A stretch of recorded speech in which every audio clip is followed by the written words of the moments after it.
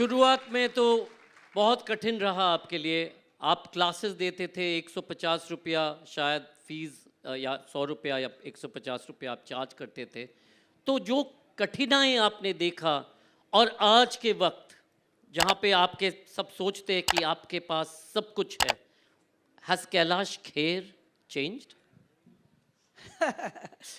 तो मुझे नहीं पता कि मैं बदला हूँ, लेकिन हाँ, मेरे दाता कहते हैं कि खुद एहसास नहीं मुझको अपनी हालत का, मैंने औरों से सुना है कि परेशान सा हूँ।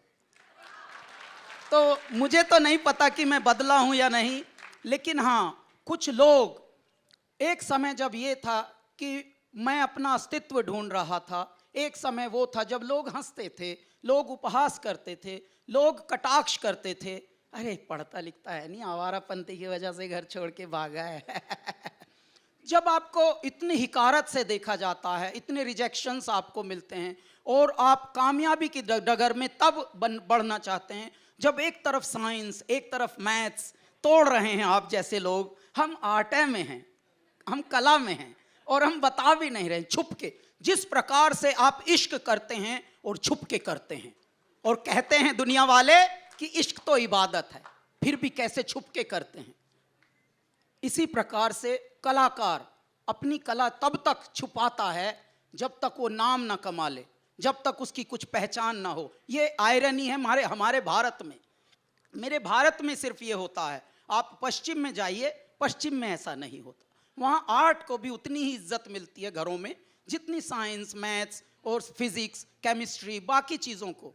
लेकिन दुर्भाग्य से, विडंबना से हम ऐसी स्थिति पे हैं। कोई बात नहीं, ऐसे में मैं छुपाता भी था, ये भी किसी को नहीं बताना कि मैं म्यूज़िक में हूँ और खिल्ली उड़ेगी। क्योंकि पढ़े लिखों की, अच्छे लोगों की, कामयाब लोगों की दुनिया में कलाकार की कोई तब तक वैल्यू नहीं जब तक उसका कोई मंच ना मिल जाए, जब तक उसकी कोई पहचान ना हो जाए।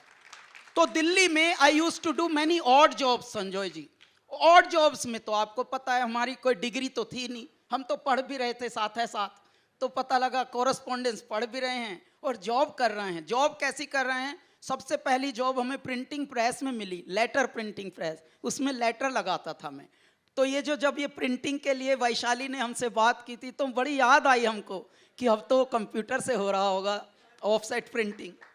तब वो भी दिन याद आए। मैं अखबार में भी काम कर चुका हूँ, जनसत्ता और नवभारत में, और थोड़े दिन मैंने न जाने क्या क्या किया। आज मैं एक ऐसी बात बताता हूँ आपको, आप मेरे साइज को देखिए, कितने फुट में मुझे पैक किया है भगवान ने।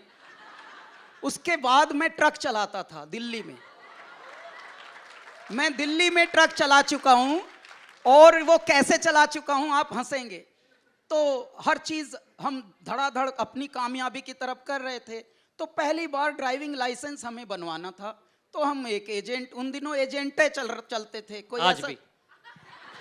कोई ऐसा तो था नहीं कि पढ़ लिख के आप एग्ज़ाम दीजिए और पास कीजिए और लाइसेंस आप प्राप्त कीजिए। जो वेस्ट में है वो थोड़ा, हम भी हमारे भारत में थोड़ा अलग ढंग से प्रैक्टिस होती हैं चीज़ें। तो मुझे लाइसेंस जब प्राप्त करना था तो एजेंट ने, अच्छा ABCD हमको कुछ पता नहीं थी तब तक ज़िंदगी की, अचानक उसने पूछा कमर्शियल लेगा क्या प्राइवेट, जल्दी बता। तो मैंने नाम सोचा, कमर्शियल बड़ा लग रहा है यार। अभी मैं ये भी ना पूछूं, अच्छा हमको स्वाभिमान में भी रहना है। कोई भी चीज़ हमको ये नहीं जाहिर होने देनी किसी को कि इनको पता नहीं, क्योंकि हम दिल्ली के हैं। तो हमने पहले से बोल के रखा था कि या I know everything, it's okay. तो उसने जैसे बोला प्राइवेट चाहिए या कमर्शियल, जल्दी बता भाई फॉर्म भर रहा हूँ। तो मैंने बोला कमर्शियल। अब वो 2 साल का हमें कमर्शियल ड्राइविंग लाइसेंस दे दिया उसने। अब जैसे लाइसेंस लेके हम बाहर आए तो 1-2 जो जानकार थे उन्होंने, अबे अब तो तू ट्रक भी चला सकता है, ये तो कमर्शियल का है, ये तो वो। तो मैं माथा पकड़ूं, अरे मेरे दाता ये क्या दे दिया इसने मुझे।